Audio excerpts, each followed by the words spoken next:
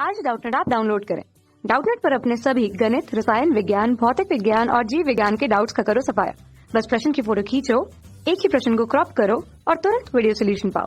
अभी डाउनलोड करें। Hello everyone, आपका क्वेश्चन है द्विस्तंभीय रोकन वही में किससे संबंधित लेन देनों का अभिलेखन किया जाता है।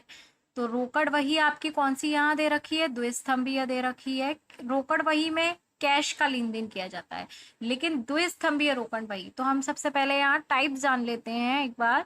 एक होती है आपकी एक स्तंभीय रोकड़ वही, एक होती है द्विस्तंभीय रोकड़ वही और एक होती है त्रिस्तंभीय रोकड़ वही और एक आपकी होती है लघु रोकड़ वही। तो ये रोकड़ वही के टाइप्स हैं। कैश बुक आपकी कितने प्रकार की हैं?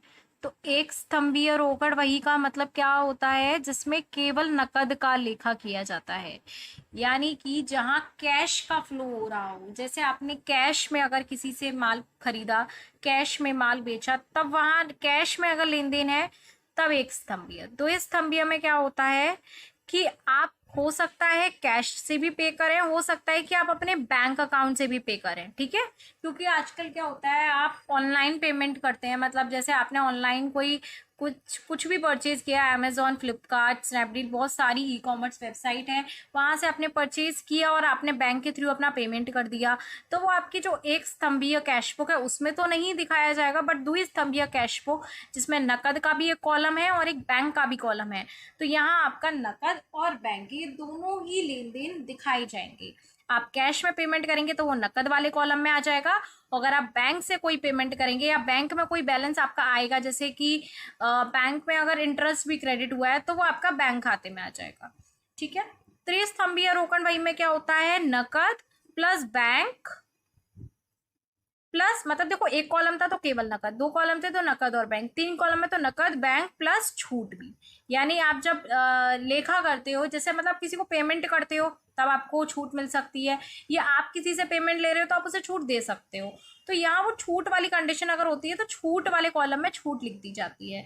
लघु रोकड़ वही में छोटे मोटे खर्चे आते हैं, मतलब जो व्यय आते हैं उनको लिखने के लिए होती है ये, ठीक है।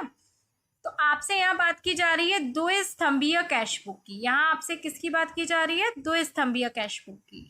द्विस्तंभीय रोकड़ वही में कौन से लेन देन लिखे जाते हैं, तो आपको यहाँ क्लियर हुआ, नकद और बैंक इन दोनों का लेखा किया जाता है। तो हम यहाँ इसे लिख देंगे नकद व बैंक से संबंधित लेन देनों का, कैश से पेमेंट हो चाहे बैंक से पेमेंट हो, इन दोनों से संबंधित लेन देनों का अभिलेखन यहाँ किया जाता है। आई होप आप सबको क्लियर हुआ होगा। Thank you. कक्षा 6 से 12वीं से लेकर नीट, IIT, JEE वो एडवांस के लेवल तक 1 करोड़ से ज्यादा छात्रों का भरोसा। आज ही डाउनलोड करें डाउटनेट ऐप या व्हाट्सएप करें अपने सारे डाउट्स 8400 400 400 पर।